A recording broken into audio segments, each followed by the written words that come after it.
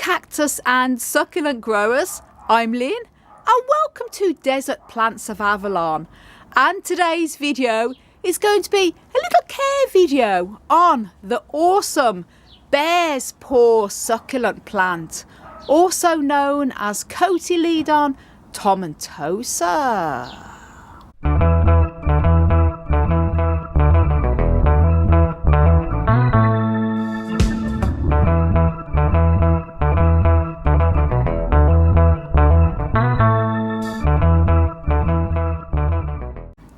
Video request from my wonderful subscriber Annie Litton.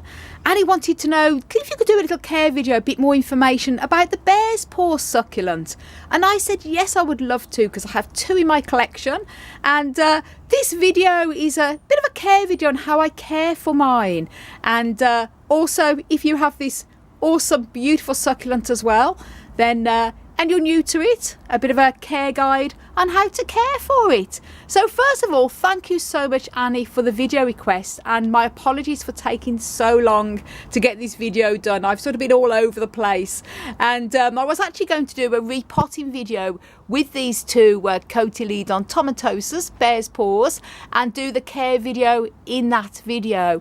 But because I'm going to be moving house in the next few weeks, everything is chaotic, and I thought I wanted to get the video done, and it's better I repot it when I move. So these are the two I have here. This is the more traditionally seen bear's paw, the Cotyledon tomentosa, which has the gorgeous fuzzy leaves with a lovely sort of deep sort of burgundy outer edging to them. That's also beautifully blooming at the moment as well. It sort of blooms for me late winter and also sometimes midsummer as well. And then this is my other one I have. This is the variegated variety. It has gorgeous variegated leaves, a beautiful little cutie, and they're both beautiful succulents to grow. So then I'm going to talk a little bit about these particular crassula, Cotyledon tomentosa. As I mentioned, it's actually part of the Crassulaceae family, but I just want to mention that the name of this is more commonly sold as Cotyledon tomentosa rather than Crassula tomentosa, and the reason for that, there is also a Crassula tomentosa that is very different in appearance to the Cotyledon tomentosa, even though this is also a Crassula, just to confuse you guys. But the one that's sold as Crassula tomentosa has more compact growing leaves, more like rosette compact leaves, and the Cotyledon tomentosa is more this one with the fuzzy leaves, and they are very different in appearance. So just have to mention that, because although it's a crassula, it is commonly sold as Cotyledon tomentosa. So then, how do I care for mine? Now, this particular succulent plant does love bright light, and it can take plenty of sunshine as well. However, for me, I find it does better with a wee bit more shade. So if you live in a climate that's very, very sunny, and you have this either outdoors or in a very sunny window, they do like to have a bit of shade, especially during the midday sun as well. So this particular plant for me does better with a little bit more away from direct sun. So I have this usually growing with my succulents over there that gets more sort of afternoon sun. It's also one that can also be grown if you just have bright light and you don't have any direct sun as well. Although I grow mine with sun, I know many growers who say this plant does well for them with indirect light, with no sun. But I can only share my experience of growing it in sun. So I think it's quite variable. As long as you can give it bright light, it's a very easygoing succulent to grow. And I would pot this up now. As I mentioned, both of these need to be repotted, but I use a very well draining, gritty cactus and succulent soil that I make up myself of 3 equal parts of loam, LOAM, grit, and horticultural sand at roughly 3 equal parts. And I grow the majority of my cacti and succulents in this mix that I make up myself. And they seem to, pretty much all of them, do well with that mix. And if you want to know how I make my own cactus and succulent soil, then do check out a video I've made on how to make cactus and succulent soil in 3 easy steps, and I'll link that video up above. You'll see how easy it is to make. It's far more economical too, especially when you have a lot of plants. So very well draining soil is the most important for this succulent. And I will then, this is one that I do keep here in the polytunnel for the winter months, but I make sure that I have the heater, got my heater there, that is set at 5 Celsius, which is 41 degrees Fahrenheit. And that's because this is not frost hardy. So if you have this plant outdoors in, you know, spring or summer, make sure you bring it into a warm position in the winter time. It doesn't have to be a hot position. This plant actually grows better in a cooler conditions, but do keep it above 5 Celsius, 41 Fahrenheit. So you need to protect it. It's not frost hardy at all.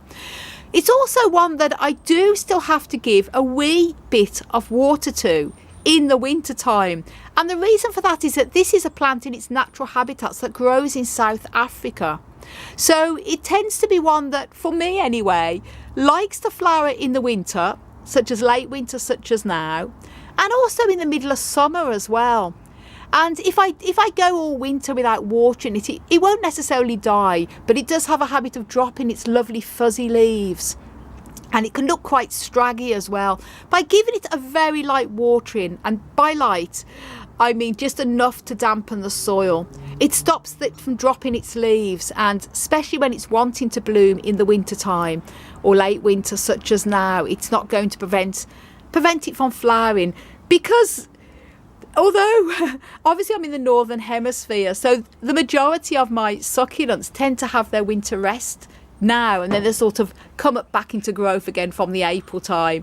But because they're from South Africa, normally it'd be in the southern hemisphere, normally they would be in their active growing period, sort of coming towards the end of their resting period now. And I think that's why some of my succulents still like to grow. It's the same with some of my aloes as well, and it's with me anyway with this particular plant. Now, because I have this in the polytunnel that is kept cool at just 5 Celsius, that's only why I give it a light watering. If you're growing this plant indoors in a warm environment over the winter months, you can certainly give it more of a watering, enough to wet the soil and let it totally dry out, probably about once every month, because I find that this can be, if it's grown it indoors, it's quite safe to water this particular succulent over the winter time, but still far less watering than what you do in the spring and summer. From the spring and summer, I would water this practically every time the soil is dried out. I find this particular plant likes quite a bit of watering, good watering, wait till the soil dries out, and then I water again. It seems to really love that. Again, in the summer, if it's very warm, they can drop their leaves if they're a bit dehydrated, so it's important you keep up with the watering. If you're using a well draining soil anyway, which I do, it's not a problem to keep watering once the soil is dried out. They seem to do very well. Now, to get it to flower, I swear are my old favourite, the tomato fertiliser, and I use that with a lot of my, well, practically all of my cacti and succulents, and I use the tomato fertiliser at half the strength that they'd recommend using for tomatoes. And I would feed this from the middle of April up until sort of the middle of September, with every 3rd to 4th watering, as I say, used at half strength. And the high potash in the tomato feed really does help to encourage blooming, as you can see.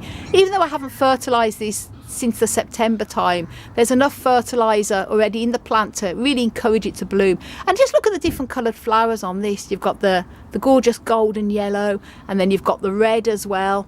It's absolutely beautiful, beautiful flowers. They're very beautiful. So the tomato feed, and if you like to know a bit more information on the tomato feed and why I like to use it, do check out a video I've made on why I like to use tomato feed to feed my cacti and succulents. And I'll link that video also up above. Now, what is interesting about this particular plant is that it does, I don't know if it doesn't at the moment, but sometimes it does have a bit of a sticky feel to the leaves.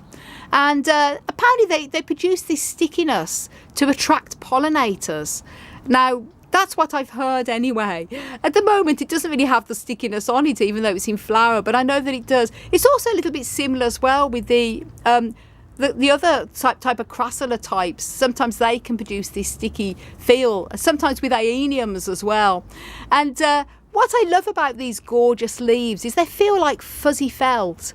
I don't know whether you guys remember, if you're as old as me anyway, years ago you used to get something called fuzzy felt that you used to be able to stick on. It was like a little game for kids, and it feels just like that fuzzy felt. It's just gorgeous. That's why it's called the bear's paw, because obviously it's shape of the lovely leaves and it has that fuzziness.